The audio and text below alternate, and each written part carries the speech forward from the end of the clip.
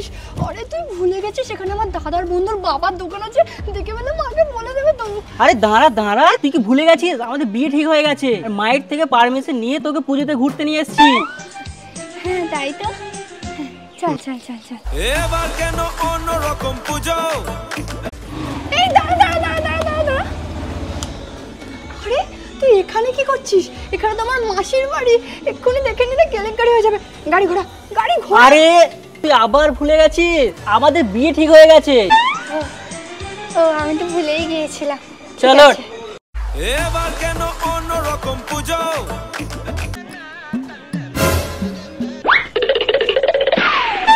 আরে তুই এখানে লুকিয়ে গেলি কেন? বের ওখান থেকে।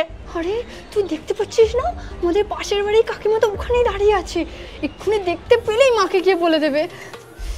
আরে তুই আবার ভুলে গেছিস আমাদের বিয়ে ঠিক হয়ে গেছে। আমি তো ভুলেই গিয়েছিলাম। চল।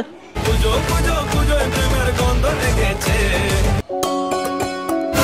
আরে 6:20 বেজে গেছে, 6:30টার মধ্যে ঘরে ঢুকতে হবে, না হলে মা সন্দেহ করবে। তাড়াতাড়ি বাড়ি চল তাড়াতাড়ি।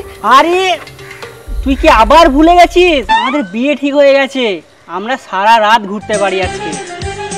আরে তাই তো। তুমি আমি আর অষ্টমী প্যান্ডেলে রাত, একটু ফাঁকা সময় পেলে